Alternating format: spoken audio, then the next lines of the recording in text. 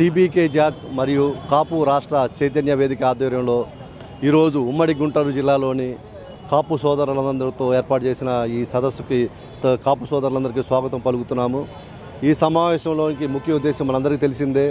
గత 76 సంవత్సరాలుగా రాష్ట్రంలో రాజకీయ రంగంలో, అది తెలంగాణ కావచ్చు, ఇంతకుముందు ఉమ్మడి ఆంధ్రప్రదేశ్లో కావచ్చు, కాపులు ఏ విధంగా రాజకీయంగా అణగదొక్కిబడి ఉన్నారో, ఎందుకు ఇది జరుగుతూ ఉంది, రాష్ట్రంలో ఉన్న 25% జనాభా మంది, ఎక్కువ మంది మనమే రాష్ట్రంలో ఉన్న అభివృద్ధికి మనం అందరం 25% మంది ట్యాక్స్ పే చేస్తున్నాము. రాష్ట్ర అభివృద్ధిలో మనం చాలా ముఖ్య పాత్ర పోషిస్తున్నాము.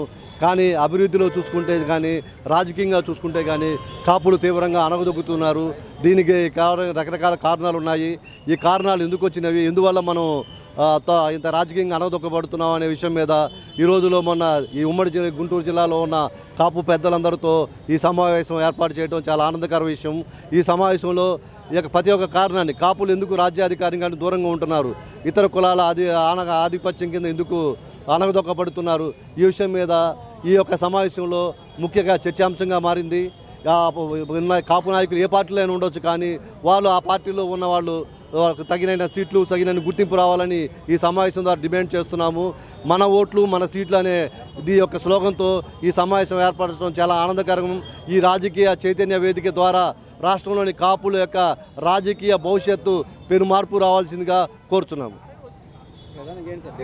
డిమాండ్ అధిక 25% ఉన్న జనాభాకి ఇంత తక్కువ సీట్లు ఎందుకు ఇస్తున్నారు, ఇంత ముఖ్యమంత్రి పదవి ఇంతవరకు చేపట్టకపోవడానికి కారణం ఏంటి, అత్యల్ప సంఖ్య వాళ్ళ కింద దానిలో అణగదొక్కబడటానికి కారణం ఏంటి?